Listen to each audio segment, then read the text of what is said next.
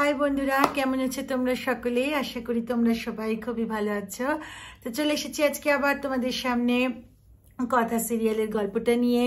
তোমাদের সামনে আজকে তুলে ধরবো 15th জুন, মানে হচ্ছে 15ই জুনে কথা সিরিয়ালে কি হলো সেটা। তো চলো আর দেরি করব না, এমনি আমরা 14ই জুনের এপিসোডের গল্পটি জানতে পেরেছি যে একটি নতুন মহিলা আমাদের গৃহবাড়িতে প্রবেশ করেছে। তো সেই নতুন মহিলাকে কে, কি ব্যাপার, কথা কি, এর ব্যাপারে রহস্য উদ্ঘাটন করবে। তো এই সমস্ত কিছু তথ্য কিন্তু আমরা 15 জুন মানে হচ্ছে 15ই জুনের এপিসোডে পাবো। তো এই সমস্ত জিনিস জানতে গেলে কিন্তু ভিডিওটাকে স্কিপ না করে তোমাদেরকে পুরোটা দেখতে হবে। তো চলো তাহলে শুরু করা যাক। তো welcome back to my channel serial update with Rinka.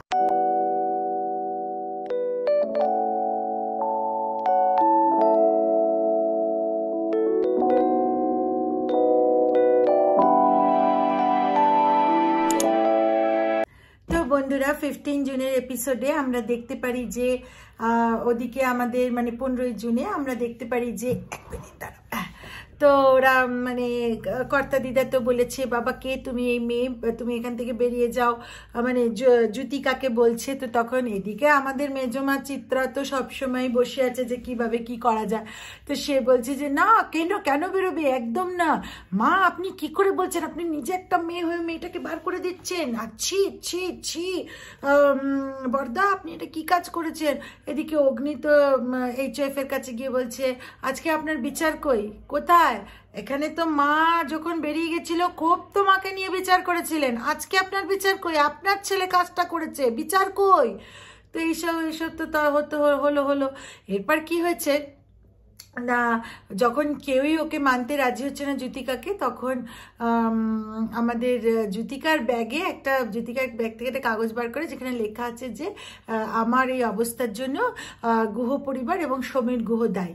তো সে বলছে, শোনো, এই যে স্পাইনলেস লোকটাকে দেখছো, এই যে সমীর গুহ, এর জন্যেই আজকে আমার এই অবস্থা। যখন আপনারা আমাকে স্বীকার করছেন না, আমি নিজেকে এক্ষুনি শেষ করে দেবো, আর এই যে সবাইকে এটা বলে দিয়ে যাব। আর তারপরে একটা বোতল বার করে, আর বোতলটা মানে খেয়ে পড়ে যায়। তো তখন তো সকলে একেবারে এই কি হলো। তো তখন প্যাটি ফোন করছে অ্যাম্বুলেন্সকে। তখন এভি বলছে, একদম ফোন করবি না প্যাটি, তুই, এটা সমীর গুহ রেসপন্সিবিলিটি, সমীর গুহ এটা কেসটাকে হ্যান্ডেল করবে। তো তখন প্যাটি বলছে, এরকম করিস না বিগ ব্রো, আমাদের পুরো ফ্যামিলি এর মধ্যে ইনভলভ হয়ে গেছে, দাদানরা এই বয়সে কি করবে। তো যাই হোক, তো তখন এদিকে আবার মানে আমাদের কর্তা দাদু এগিয়ে এসে সমীর গুহকে আর কি মারতে যায় নিজের লাঠিটা দিয়ে। তখন ধরে নেয় হচ্ছে কথা, ধরে নিয়ে বলে না, তখনও মানে কিন্তু বলছে না, ভালো দাদু তুমি এরকম করো না গো, তুমি এরকম করো না। তো তখন বলছে যে কেন তুমি এখন এরকম কথা বলছো?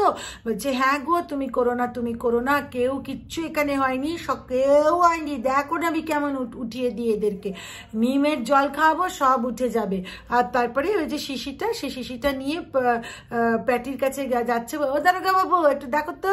তারপরে তো প্যাটি দেখে বুঝলো। তো তখন কথা সামনে গিয়ে বললো, ও প্রত্যয় দা, কি বুঝেছি, যা বুঝেছি ঠিক তো? বলছে হ্যাঁ। বলে কাউকে এখন কিছু বলো না। বলে ঠিক আছে। তো ওই নিমের জলটা খাওয়ালো, নিমের জল খাওয়া থেকে চাকচাক করে উঠে পড়লো আমাদের জ্যোতিকা। বলছে এরকম তেতো জল কেউ খাওয়ায়? হ্যাঁ, এটা কি, এই কি। যাই হোক, তো এরপরে আস্তে আস্তে কিন্তু আমাদের কথা একটার পর একটা জিনিস রিভিল করতে থাকলো জ্যোতিকার ব্যাপারে। কি সেটা না, বললো যে যেদিন আমি গেছিলাম হোটেল থেকে ফিরে এসে, যেহেতু হোটেলে আমি সম্পূর্ণ ইনফরমেশন পাইনি, হোটেল থেকে ফিরে এসে আমি বাবার রুমে যাই এবং বাবার রুমেও আমি সার্চ করতে থাকি, এবং তখন আমি একটা কাগজ পাই, যে কাগজের মানে কতগুলো কাগজ পাই, সেখানে রয়েছে দুটো টিকিট, একটা হচ্ছে সমীর গুহ আর একটা হচ্ছে জ্যোতিকা বিশ্বাস, আর হচ্ছে কতগুলো মানে একটা ফটো আর চিঠি, যেখানে চিঠিতে লেখা আছে যে যদি তুমি আমাকে না গ্রহণ করো তাহলে কিন্তু খুব খারাপ হয়ে যাবে, আর ফটো আছে ওদের প্রথম দেখা হওয়ার, ইত্যাদি ইত্যাদি, আর একটা অ্যাড্রেস রয়েছে হচ্ছে জ্যোতিকার।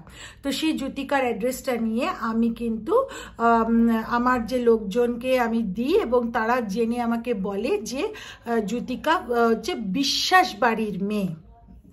তো তখন তো সকলে একেবারে হকচকিয়ে উঠেছে, বলে বিশ্বাস বাড়ির মেয়ে।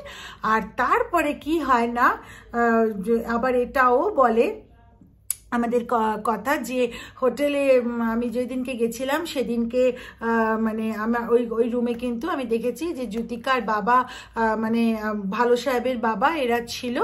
আর আমি তখন শুনতে পাই যে ভালো সাহেবের বাবা বলছে, তোমাকে তো আমি বিয়েই করিনি, তুমি আমার নামে সিঁদুর পরো কেন, তুমি কেন কি প্রকাশ করতে চাও, কি বলতে চাও সকলের মাঝখানে। তো এইসব আর কি আমি শুনতে পাই এবং তারপরেই আমি খোঁজ খবর লাগাই এবং আমি জানতে পারি যে জ্যোতিকা মেয়েটি হচ্ছে বাবাকে প্রচণ্ডভাবে নাজেহাল করছে এবং বাবার সাথে এর খুব ভালো বন্ধুত্ব ছিল।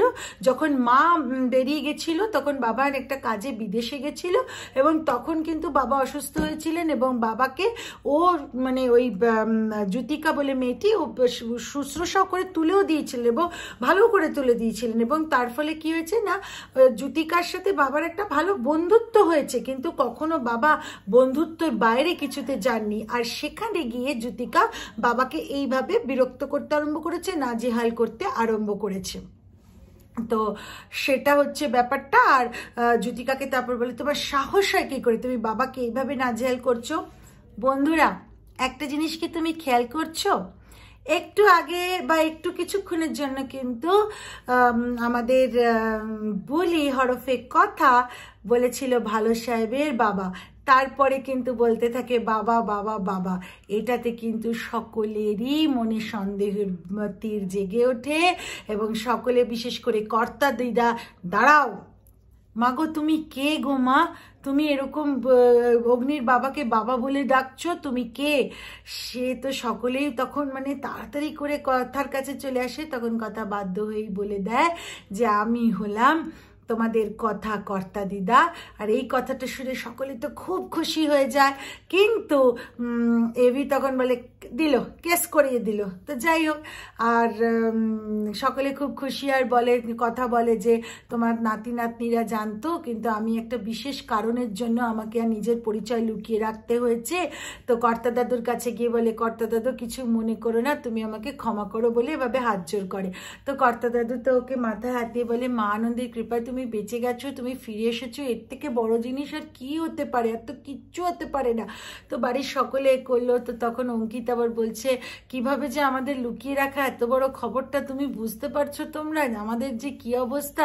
তো যাই হোক, এইসবের মাঝখানে এই যে যখন জ্যোতিকাকে নিয়ে এইসব চলছে তখন পূর্বা মানে হরফে রানীও আসে এবং এসে বলে এই সমস্ত ব্যাপার আমাকে এবার বিনায়ক স্যারকে জানাতে হবে। তো যাই হোক, এবার কি হচ্ছে না ইতিমধ্যে কর্তা দিদা তো খুব খুশি হয়ে অগ্নিবোর কাছে মানে এভির পাশে দাঁড় করিয়ে দেয় আমাদের কথাকে, কিন্তু এভি কিছুক্ষণ পরে একটু দূরে সরে যায়। তো তখন কথার মনে খুব দুঃখ লাগে আর বলে যে আমার পাশে কি দাঁড়ানোও যাচ্ছে না।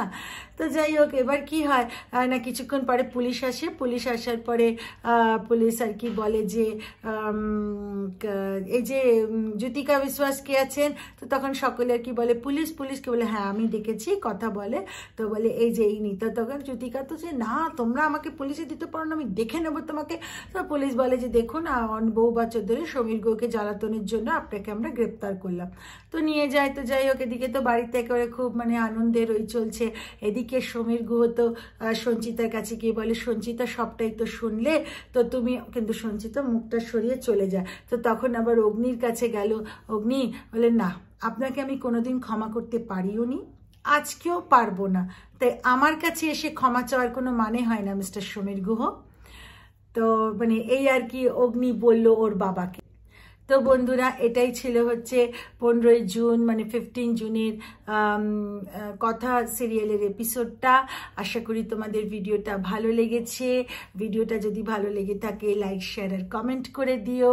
চ্যানেলটা সাবস্ক্রাইব করতে কিন্তু ভুলো না। তো তোমাদের সাপোর্ট আমার খুব দরকার, তোমাদের সাপোর্ট ছাড়া আমি এগোতে পারবো না বন্ধুরা।